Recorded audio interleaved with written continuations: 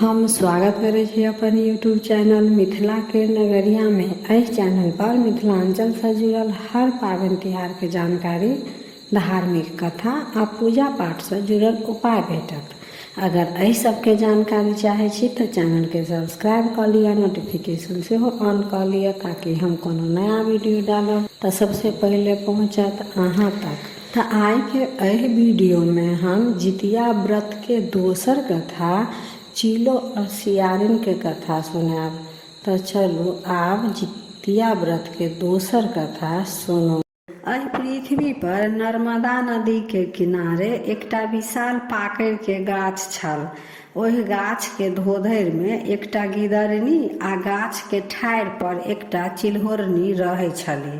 दुनू संगे संगे बहुत दिन से रहै छली तऽ दुनू में मित्रता भ गेल। ओहि नगर के कुछ महिला सब जितिया व्रत केने रहैत तऽ गाछ लग आबि कऽ जितवाहन के पूजा कऽ कथा सुनि कऽ अपन घर सब चलि गेलै। ओहि गाछ के धोधरि से गिदरनी आ ठाढ़ि पर जे चिल्होरनी छलथि ओ दुनू कथा सुनि लेलथि। ओहो दुनू व्रत केने रहैत। गिदरनी अपन धोधरि में आ चिल्होरनी अपन ठाढ़ि पर बैस पूरा दिन काटि लेलथि, कियाकि दुनू के खाए पिए के रहनि नहि, तब भरि दिन अपन बैठ कऽ दिन काटि लेलथि। ओहि दिन साँझ में नदी किनारे एकटा सेठ के बेटा के दाह संस्कार कऽ कऽ सब केओ चलि गेल, कियाकि ओहि नगर में जे केओ मरै नर्मदा नदी के किनारे पर आबि कऽ दाह संस्कार होइ छलनि। अष्टमी के राति छल, एकदम अन्हार, हाथ नहीं सूझे आ तै पर खूब मेघ लागल, पानि पड़ैत, बिजलौका चमकैत रहे। ओहि बिजलौका में ओहि लाश के मांस देख कऽ गिदरनी के रहल नहीं जाय छलनि। एक तऽ भरि दिन के ओ भूखल आ मांस देख कऽ ओकरा रहल नहीं जाय। आब गिदरनी सोचैत जे हम तऽ असगर रहितौं तऽ मांस खा अबितौं, लेकिन चिल्होरनी जे अछि ओ देख लेत तऽ कहत जे अहाँ व्रत केने छी तऽ केना खायब। से नहीं, हम हिनका सूतऽ दै छियनि, तब जाकऽ चुपचाप सब खायब। कनी राति जब बीतलनि तऽ गिदरनी चिल्होरनी से पूछै छथिन, सखी सुति रहलहुँ कि जगले छी? चिल्होरनी जवाब दै छनि, नहीं हम जगले छी। गिदरनी चुप भऽ गेलथि। फेर कनी देर बाद पूछे छन, सखी सुति रहलहुँ कि जगले छी? चिल्होरनी फेर कहे छथिन, नहीं हम जगले छी। गिदरनी अहिना कनी कनी रहि कऽ 3-4 बेर पूछलखिन। चिल्होरनी सोचे अछि जे गिदरनी अतेक हमरा सुतै के पीछे किया पड़ल अछि, की बात अछि। आब जे गिदरनी पूछत तऽ हम सुतै के नाटक करब आ देखब जे ई की चाहै छथि। सएह भेलै। गिदरनी फेर चिल्होरनी से पूछे छथिन, सखी सुति रहलहुँ कि जगले छी? चिल्होरनी कोनो जवाब नहीं देलथि। गिदरनी 2-3 बेर पूछि लेलखिन, तैयो कोई जवाब नहीं भेटलनि हुनका। तऽ गिदरनी बुझलखिन जे आब चिल्होरनी सुति रहलथि। तब ओ अपन धोधरि में से निकलि कऽ नदी किनारे गेली। ओहिठाम नदी में से अपन मुँह से पानि आनि कऽ चिता के आगि बुझौलथि आ ओहि में से मांस निकालि कऽ टुकड़ी टुकड़ी कऽ कऽ खूब भरि पेट खा लेलथि आ कुछ आनि कऽ अपन धोधरि में राखि लेलथि आ सुति रहलथि। ई सबटा चिल्होरनी जे छलथि ठाढ़ि पर बैठल सबटा कर्तव्य देख रहल छलथि चुपचाप। मुदा गिदरनी के कुछ कहलखिन ने, हुनका एको बेर टोकलथि नहीं। गिदरनी बुझलखिन जे हमरा तऽ कोई नहीं कुछ देखलक, से ई चिल्होरनी तऽ सुतल छथि। ओहो अपन धोधरि में आबि कऽ गिदरनी सुति रहल। जब भिनसर भेलै आ पारण के जखन बेर भेलै तऽ स्त्रीगण सब पारण कऽ कऽ चलि गेल। ओतऽ अक्षत औंकरी जे चढ़ेने छलै से सब ओतऽ पड़ल छलै हन गाछ लग। तऽ गिदरनी कहै छै अपन चिल्होरनी से, सखी सब स्त्रीगण सब पारण कऽ कऽ चलि गेलथि, चलू आब अपनो सब पारण कऽ लिअ। चिल्होरनी तऽ बड्ड तमसायल छलखिन, ई जे खा लेलक हन आ आब हमरा कहै अछि पारण करै लए। लेकिन तैयो चिल्होरनी गिदरनी सब कुछ नहीं कहै छथिन। ओ चुपचाप जाकऽ ओतऽ जे औंकरी आ अक्षत सब गिरल रहै, खीरा सब रहै, वएह सब लऽ कऽ अपन पारण कऽ लेलथि आ गिदरनियो अपन झूठ मूठ के ओहो पारण केलथि। वएह समय में कुंभ में मेला लागल छलै। दुनू कुंभ के मेला देखऽ गेल। ओतऽ गेल तऽ दुनू के संगे संगे अकस्मात मृत्यु भऽ गेलनि। लेकिन कुंभ में जे मृत्यु भेल छलनि ताहि के प्रताप से दुनू के जन्म एकटा ब्राह्मण के घर में भेलनि। दुनू जौआ बहिन भेलथि। चिल्होरनी जे छलथि ओ पैघ बहिन भेलथि, हुनकर नाम शीलावती, आ गिदरनी छोट बहिन भेलथि, हुनकर नाम कर्पूरावती राखल गेल। दुनू बहिन संगे संगे पैघ भेली। आब ओ दुनू विवाह योग भऽ गेली। तऽ शीलावती के विवाह एकटा मंत्री सँ भेलनि आ कर्पूरावती के विवाह एकटा राजा सँ भेलनि। दुनू के सासुर एके नगर में छलनि। दुनू अपन अपन सासुर में रहऽ लगलथि। कुछ दिन बाद कर्पूरावती के गर्भ ठहरलनि आ बच्चा जन्म लेलकनि। लेकिन ओ बच्चा जीवित नहि रहलनि, मरि गेलनि। अहिना कर्पूरावती के 7टा बेटा भेलनि आ 7 बेटा जन्म लेके मरि गेलनि। एहि बात सँ ओ बड़ दुखी छलथि। शीलावती के अपन बहिन के ई हाल देख कऽ हुनको बड़ कष्ट होइ छलनि। लेकिन ई तऽ विधाता के लिखल छलनि तऽ ओ की करती। शीलोवती के 7टा बेटा भेलनि, लेकिन ओ सब जीवित छलनि। से कर्पूरावती के एहि बात के बड़ कष्ट छलनि। ओ सोचै छलथि जे हमर सब बेटा मरि गेल आ एकर सबटा बेटा जिन्दा अछि। एहि बात लऽ कऽ ओ अपन बहिन सँ खूब जरै छल। जखन जितिया व्रत एलै तऽ शीलावती आ कर्पूरावती दुनू व्रत रखलथि। शीलावती अपन व्रत के सब नियम कऽ जितवाहन के पूजा केलथि आ कर्पूरावती ओहि दिन खटवास धऽ लेलथि। सब दासी सब कहै छनि, रानी चलू जितवाहन के पूजा कऽ लिअ। ओ नहि कुछ बजती आ नहि ओ बिछौन पर सँ उठती। तऽ ई बात राजा लग पहुँचल तऽ राजा अपन रानी लग आबि कऽ कहै छनि जे की भेल, अहाँ किया एना उदास पड़ल छी, अहाँ जितवाहन के पूजा किया नहीं करै छी। राजा खूब कर्पूरावती के मनौलथि, तैयो कर्पूरावती अपन बिछौन सँ नहीं उठलखिन। राजा कहलखिन, अहाँ के की चाही से बाजब तब तऽ हम बुझब। तै पर कर्पूरावती कहै छथिन, अहाँ हमरा संगे सत्य करू जे हम अहाँ सँ जे कुछ मांगब से देब। राजा कहलखिन, ठीक अछि, हम अहाँके वचन दै छी, अहाँ जे कहब से हम करब। कर्पूरावती कहै छथिन, तऽ हमर बहिन जे अछि शीलावती, ओकर 7 पुत्र के हमरा मूड़ी काटि कऽ आनि दिअ। राजा कहै छथिन, ओ तऽ अहीं के राज्य में बसल अछि। राजा रानी के बात सुनि कऽ कहै छथिन, पापिन, केहन विचार अछि अहाँके। ओ अपन बहिन अछि, तकरा बारे में एहन विचार। केहन पापी छी अहाँ, ई विचार मोन सँ निकालि दिअ। कर्पूरावती कहै छथिन, राजा हमरा जे वचन देलहुँ से पूरा करू। राजा के केतनो समझौला पर कर्पूरावती नहीं मानलखिन। राजा तऽ आब सत्य केने रहथिन तऽ कहलखिन, ठीक अछि, आब तऽ हम अहाँके वचन दऽ देने छी, से तऽ हम करबे करब। ठीक अछि, अहाँ अपन पूजा के पाठ करू, हम चंडाल के भेज कऽ अहाँ बहिन के बेटा के 7 के गर्दन काटि कऽ आनि देब। आब उठू, जितवाहन के पूजा करूगा। राजा के बात सुनि उठलथि। तब राजा चंडाल के भेज शीलावती के 7 बेटा के गर्दन कटवा कऽ आनि देलखिन। कर्पूरावती 7 बहिन बेटा के मूड़ी देख कऽ बड़ प्रसन्न भेल।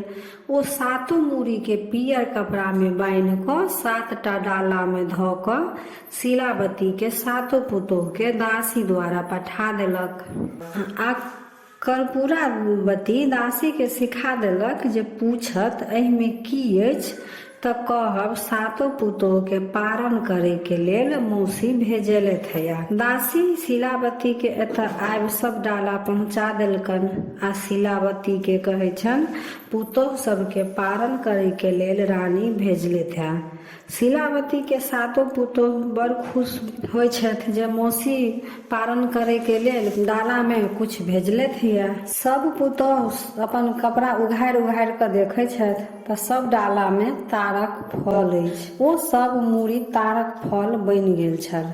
शीलावती जे नियम पूर्वक जितिया केने रहथि तही के फलस्वरूप हुनकर बेटा के गर्दन कटवा देने रहन, तैयो ओ जीवित भ गेलथि आ ओ गर्दन सब तारक फल बनि गेल रहनि।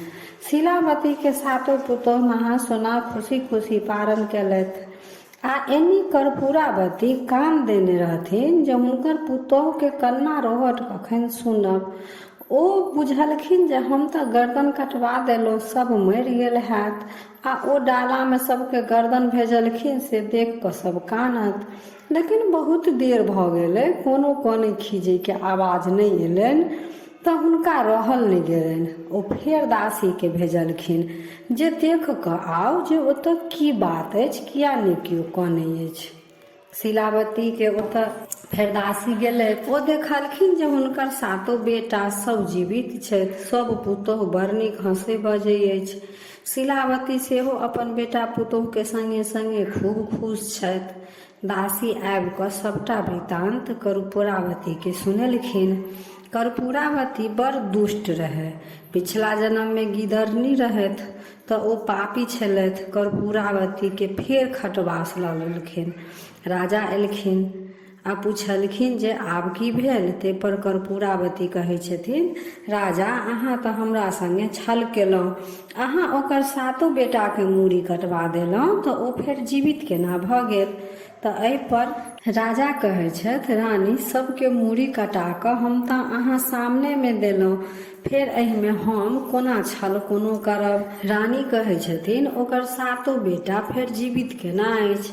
ताहि पर राजा कहै छथिन, कर्पूरावती अहाँके जे बहिन अछि ओ बड़ पूजा पाठ दान पुण्य करैत छथि, ओ धर्मागत छथि आ जितिया व्रत केने रहथि। ओहि व्रत के प्रभाव सँ हुनकर सातो बेटा जीवित छनि। ओ पूर्व जन्म में जरूर कोनो नीक कर्तव्य केने हेतथि जे मरल पुत्र हुनकर जीवित भऽ गेलनि। अहाँ कोनो एहन पाप केने हैब जे अहाँके तऽ 7टा पुत्र भेल परंतु एकोटा नहि अछि। कर्पूरावती शांत भेलथि। अहिना दिन कटैत गेलनि।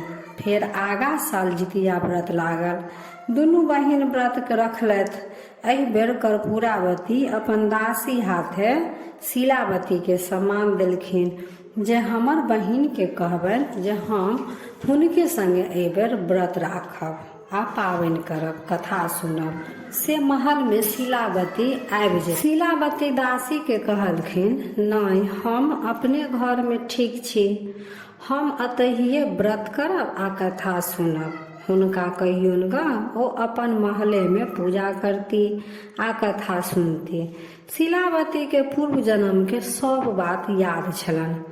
हुनका याद छलनि जे हमर ई बहिन पिछला जन्म में गिदरनी छलथि आ हुनका पर विश्वास केनाइ उचित नहीं अछि जे ओ व्रतक नियम पूरा करती, कियाकि ओ पूर्व जन्म में व्रत तोड़ि लेने छलखिन। तऽ शीलावती के कर्पूरावती पर विश्वास नहीं छलनि आ ओ सोचै छलखिन जे कहीं हमरो व्रत ओकरा संगे करय में खंडित नहीं भऽ जायत। ताहिसँ ओ कर्पूरावती के संग व्रत नहीं करय चाहै छलथि। कर्पूरावती बड़ जिद्दी छलथि। ओ अपन बहिन के मना केला के बादो फेर दासी के भेजलखिन जे जाउ हमर बहिन के कहबनि जे पूजा आ कथा तऽ संगे नहीं केलथि, लेकिन पारण हम संगे करब। आ अपन पालकी सेहो अपन बहिन लए भेज देलखिन जे महल में आबि कऽ पारण करू। शीलावती पालकी के लौटा देलखिन आ दासी से कहलखिन, ओ रानी छथि आ हम एकटा मंत्री के घरवाली, हमरा आ हुनका कोनो मेल नहीं छनि। ताहिसँ ओ अपन महल में खुआ मलाई खा कऽ पारण करती आ हम अपन झोपड़ी में खीरा औंगरी खा कऽ पारण करब। दासी सबटा बात कर्पूरावती के कह गेलनि, लेकिन ओहो जिद्दी छलथि। ओ अपने शीलावती लग आबि गेलथि। शीलावती से कहै छथिन, अहाँ हमरा संगे व्रत पूजा कथा से किया नहीं केलहुँ आ आइ हम पारण करऽ चाहै छी सेहो बात लेल अहाँ मना कऽ रहल छी। शीलावती कहलखिन, ठीक, पहिले पारण करे से पहले चलू गंगा स्नान नर्मदा नदी में कऽ लेब। दुनू बहिन नर्मदा नदी पर पहुँचल, जतऽ पाकैर के गाछ छलै। ओतऽ आबि कऽ शीलावती कहै छथिन, कर्पूरावती, एहि गाछ के देख कऽ कुछ याद अबै अछि? कर्पूरावती कहलखिन, नहि, हमरा तऽ कुछ याद नहीं अबै अछि। तब अपन पूर्व जन्म के सब वृतांत सुना दै छथिन, जे सुनि कऽ कर्पूरावती के तब अपन पूर्व जन्म के सब वृतांत सुना दै छथिन, जे अहाँ एकटा गिदरनी छलहुँ आ हम चिल्होरनी, दुनू मिल कऽ व्रत रखलहुँ। हम तऽ व्रत के पूरा नियम निष्ठा से केलहुँ आ अहाँ राति में एकटा सेठक बेटा के मांस खा कऽ व्रत के खंडित कऽ लेलहुँ, ताहिसँ अहाँके ई दुर्दशा अछि। ई सब बात सुनि कऽ कर्पूरावती के एतेक दुख होइ छनि जे ओ ओतहिए अपन प्राण त्याग दै छथिन। हुनकर मृत्यु के बात राजा तक पहुँचै छनि, राजा के संवाद जाइ छनि, कर्पूरावती के विधि विधान सँ दाह संस्कार होइ छनि आ फेर राजा अपन राज हंसी खुशी सँ चलबऽ लगै छथि। शीलावती सेहो अपन बेटा पुतोह के संगे खुशी खुशी समय बितबऽ लगै छथि। ताहिसँ अखनो एहि कलयुगो में यह विधान अछि जे कोनो व्रत करी तऽ पूरा नियम निष्ठा से करी आ नहीं पार लगे तऽ नहीं करी, नहीं तऽ एकर पाप एहि जन्म में तऽ नहीं तऽ दोसरो जन्म में जरूर भोगऽ पड़त। तऽ ई छल चिल्हो सियारो के कथा। तऽ अब वीडियो केहन लागल, नीक लागल तऽ लाइक शेयर सब्सक्राइब कऽ कऽ मैथिली भाषा के सपोर्ट करू। हर हर महादेव।